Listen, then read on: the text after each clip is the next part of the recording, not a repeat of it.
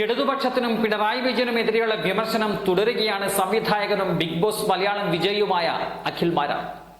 നാട്ടിലെ ഏറ്റവും വലിയ വർഗീയവാദികൾ CPM ആണെന്നും ജാതി വർഗീയതയിൽ നിന്നും മതവർഗീയതയിലേക്ക് പാർട്ടി മാറിയെന്നും അഖിൽ മാരാർ വിമർശിക്കുന്നുണ്ട്.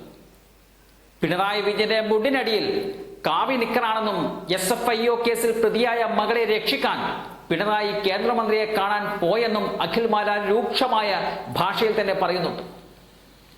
ഫേസ്ബുക്കിൽ പങ്കുവച്ച കുറിപ്പിലാണ് അഖിൽ മാരാരുടെ കടുത്ത വിമർശനങ്ങൾ വന്നത്. അഖിൽ മാരാരുടെ ഫേസ്ബുക്ക് പോസ്റ്റ് ഇങ്ങനെയാണ്: കമ്മ്യൂണിസ്റ്റ് പാർട്ടിയെയും മുഖ്യമന്ത്രിയെയും ആര് വിമർശിച്ചാലും അവരെ പിടിച്ച് സംഖ്യയാക്കാൻ നടക്കുന്ന അന്തം കമ്മികൾക്ക് ഒറ്റ ലക്ഷ്യമേ ഉള്ളൂ: തങ്ങളെ എതിർക്കുന്നവനെ ഒറ്റപ്പെടുത്തി കേരളത്തിലെ മുസ്ലിം സമൂഹത്തെ കൂടെ കൂട്ടുക. സംഖ്യക്ക് പിന്തുണ കൊടുക്കരുതെന്ന് നിശബ്ദ ഭീഷണി കോൺഗ്രസ് അനുഭാവികൾക്ക് കൊടുക്കുക. അതുവഴി പാർട്ടിക്കെതിരെ ഉയർന്ന ശബ്ദങ്ങളെ ബുദ്ധിപരമായി ഇല്ലാതാക്കുക.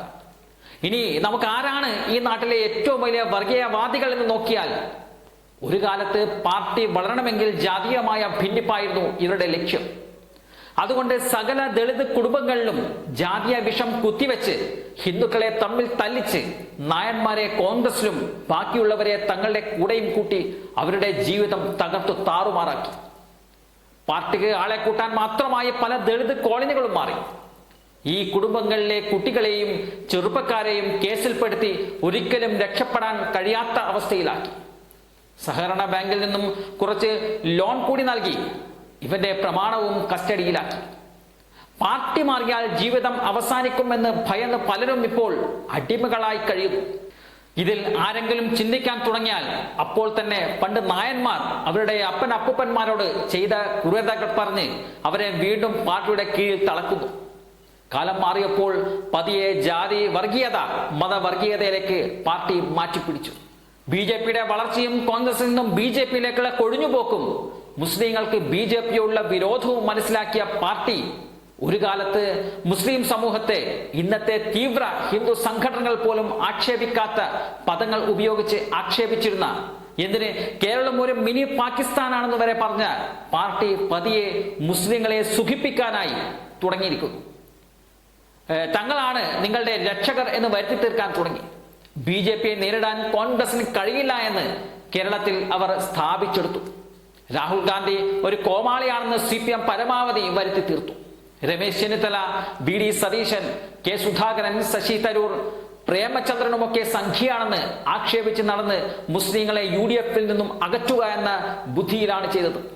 എന്നാൽ യഥാർത്ഥ സംഖ്യ ആരാണെന്ന് പരിശോധിച്ചാൽ പിണറായി വിജയന്റെ മുണ്ടെന്ന് മാറ്റിയാൽ നല്ല ഒന്നാന്തരം കാവി നിക്കർ തന്നെ കാണാം. അത് വർഗീയതയുടെ അല്ല, നിലനിൽപ്പിന് വേണ്ടിയുള്ള, പണത്തിനു വേണ്ടിയുള്ള BJPയുടെ ഔദാര്യം പറ്റി നിന്നാലേ പറ്റൂ എന്ന ബുദ്ധിയിൽ നിന്നും എടുത്തിട്ടതാണ്. 9 മാവോയിസ്റ്റുകളെ കാട്ടിൽ കയറി വെടിവെച്ചു കൊന്ന സർക്കാരിന്റെ പക്ഷം ഇടത്.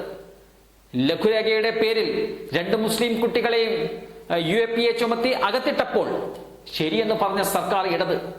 ഒരിക്കൽ എതിർത്ത പദ്ധതികളെല്ലാം BJP പറഞ്ഞ പോലെ കേരളത്തിൽ നടപ്പിലാക്കിയ സർക്കാർ ഇടത്. RSSുമായി രഹസ്യ കൂടിക്കാഴ്ച നടത്തിയ മുഖ്യമന്ത്രിയുടെ പക്ഷം ഇടത്.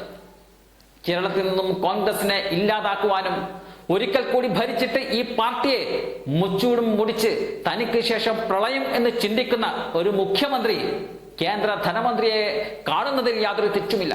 എന്നാൽ SFIOയുടെ കേസിൽ പ്രതിയായ മകളെ രക്ഷിക്കാൻ കേന്ദ്രമന്ത്രിയെ കാണാൻ പോകുമ്പോൾ ആ കാര്യം പത്രക്കാർ ചോദിക്കുമ്പോൾ പറയാനുള്ള ധൈര്യമില്ലാത്തവന് കമ്മികൾ ചാർത്തിക്കൊടുത്ത പേര് ഇരട്ടച്ചങ്കൻ.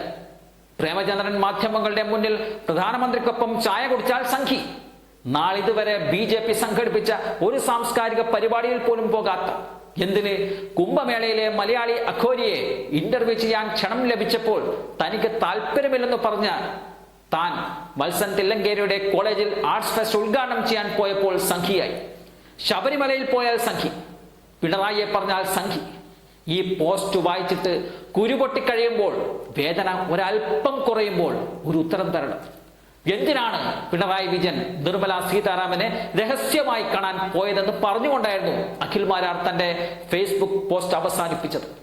അഖിൽ മാരാരെ വിമർശിച്ചും പിന്തുണച്ചും പ്രതികരണങ്ങൾ കമന്റ് ബോക്സിൽ നിറയുന്നുണ്ട്. നേരത്തെയും പിണറായിക്കും ഇടതുപക്ഷത്തിനുമെതിരെ അഖിൽ മാരാർ രൂക്ഷമായ വിമർശനങ്ങൾ ഉയർത്തിയിരുന്നു.